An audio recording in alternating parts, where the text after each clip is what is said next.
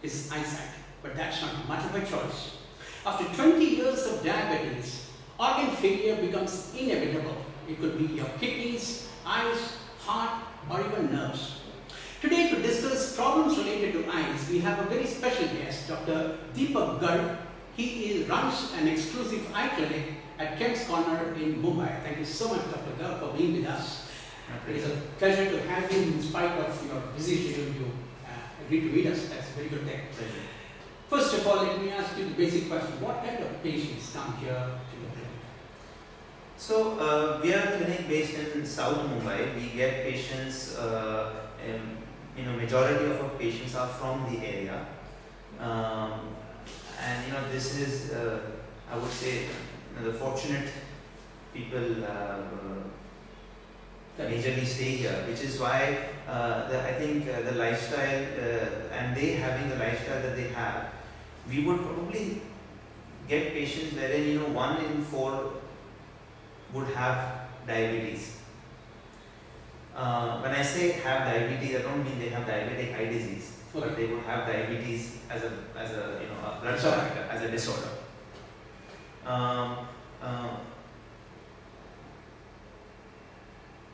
Also, diabetes type, you obviously know the 2 types of diabetes, type 1 and type 2. But type 2 is the more commonly seen diabetes. How much is that, 95%? Probably a little less than that, but a very high percentage. So around, probably around 90% will be type 2 diabetes, at least the kind that we see here.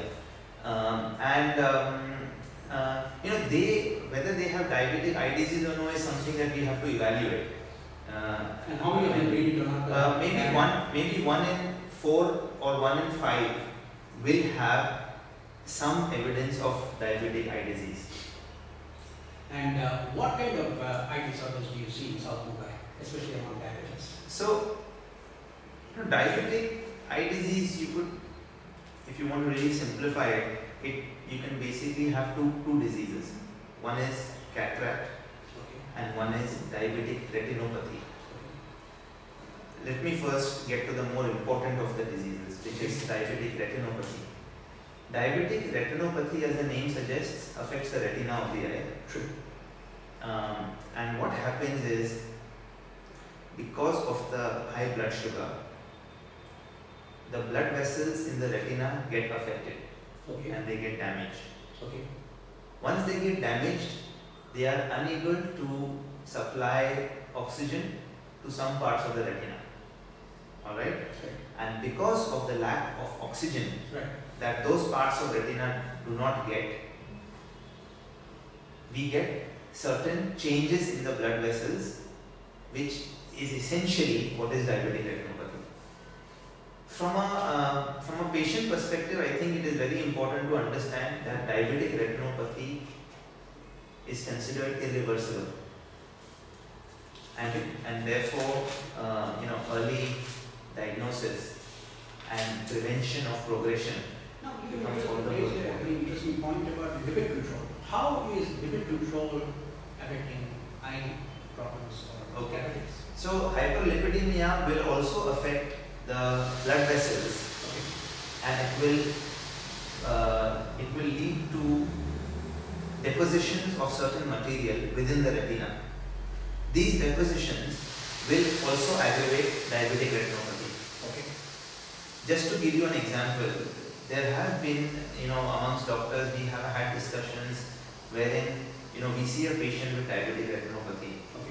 And we tell the patient that, sir, you need an angiography, and you need this, and you need that, and you need a blood sugar control, and you need a lipid control. So, let's start doing all of these things. And the patient goes away and doesn't come back. So, our books would say that he will come back with a much advanced or a much more advanced diabetic retinopathy. But what that patient has gone and done is he's very, very strictly controlled his blood sugar and blood lipid. And he comes back, and the severity of diabetic retinopathy is actually much better. His retinal condition is much better than what it was 4 months ago and 5 months ago. That's what people have, doctors, especially people who see a lot of diabetic retinopathy, say that when patients don't come back, but they come back with a tighter sugar and a blood lipid control, their retina appears much better than what it was earlier. So what I'm trying to say, essentially you are trying to say that it's reversible. No, I'm not trying to say it's reversible. I am actually trying to make a point the point I'm trying to make is that it is very important to have good sugar and lipid control to prevent progression. To such an extent that to some extent you can have some changes that reverse. Okay. But per se as a disease, it is not possible to reverse diabetic retinopathy.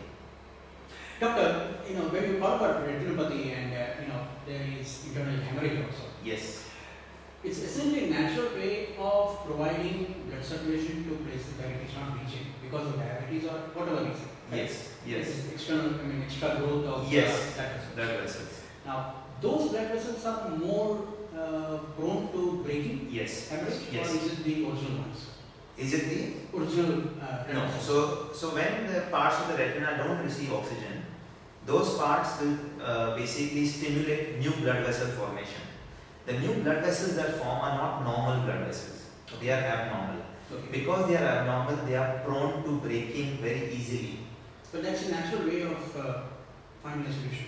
Nature finds its own solution. Yes, nature finds its own solution, but in this particular case, it's actually detrimental for the eye.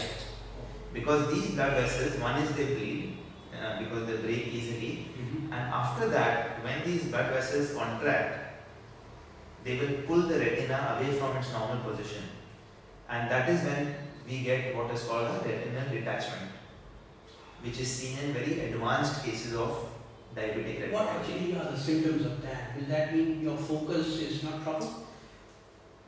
What are the symptoms of that? Retinal detachment, the biggest symptom is you will have a sudden drop in vision. You will have a sudden drop in vision.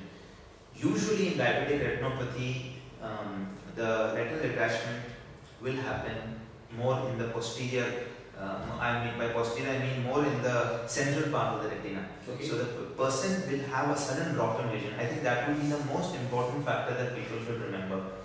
However, having a retinal detachment in diabetes is a very late stage of the problem, and it's very likely that a patient will present much before that to the doctor.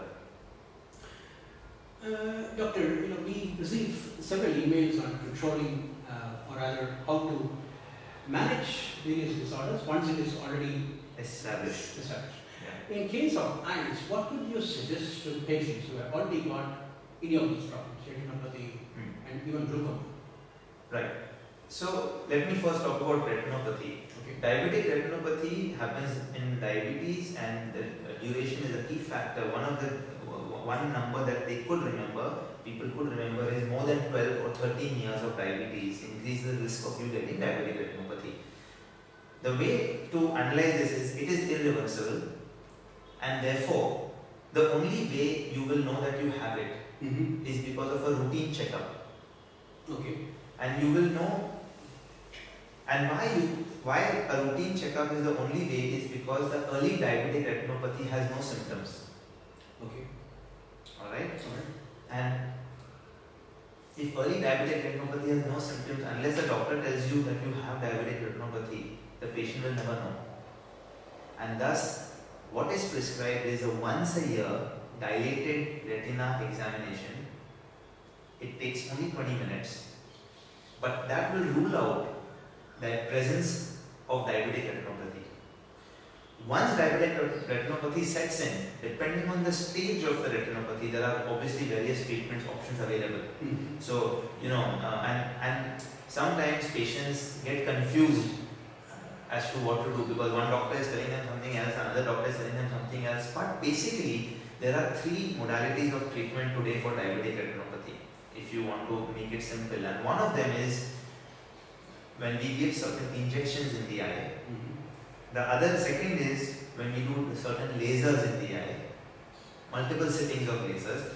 And the third obviously is when in advanced stages we go ahead and perform a surgery. Depending on the type of retinopathy, doctors advise like diabetes in one way, and that is that it is a silent problem. It only starts affecting the individual when it is in advanced stages. Okay. Glaucoma is actually detected on routine eye examination. Okay. Glaucoma does not have any symptoms till it is very advanced. It's from this angle is actually worse than diabetic retinopathy also. Glaucoma you will have symptoms when it is much more advanced. Okay. And glaucoma has a very strong genetic predisposition. Very strong. Okay. So if somebody in the family has glaucoma, after 35 years of age, every year you should get a glaucoma checkup, which actually takes 5 or 10 minutes. That's all. Doctor, which means that if you are diabetic, is there a chance of getting glaucoma much more than the ordinary person? Yes. Diabetic retinopathy increases the chances of getting one type of glaucoma. There are various types of glaucoma. That is called the neovascular glaucoma. Okay. That glaucoma happens in very advanced stages of diabetic retinopathy. Most of the times, the vision is extremely poor by the time the person has neovascular glaucoma. Okay. So, there is a very high chance that that patient or that diabetic is already under the care of an ophthalmologist. Okay. Because it's very advanced. Okay. What actually happens in glaucoma? Glaucoma means the eye pressure increases. Just like we have something called as blood pressure, there is something called as eye pressure.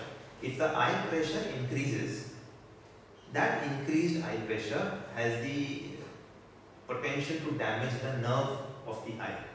Okay. That is the nerve that is taking the signals from the eye to the brain. Okay. And if that nerve gets damaged, what basically happens is you start losing your sight vision. Okay. So for example, if you are looking at me, I can't see anything. you will not, today you can see this wall, you can see the painting, we can see these cups of teas here. You will stop. In glaucoma you don't. In glaucoma you will slowly, that will reduce, and what you will finally get in advanced stages is what we call as tunnel vision. If you take an X-ray and roll it up into a tube, Okay. and you look through the tube, that is what a glaucoma person is seeing. And there's no cure for it, right? No, we can only prevent or halt progression. Okay. We cannot reverse the damage to the nerve fibers. How many of your patients get into that trouble, glaucoma? In percentage terms?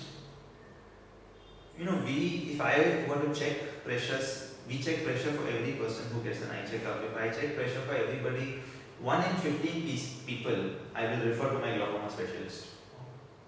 Okay. 1 in maybe 15 to 20 people, I will refer to my glaucoma specialist. Would that be because of diabetes or because of other reasons? No. This is not connected to diabetes. This is because when I check his pressure is borderline or his pressure is high.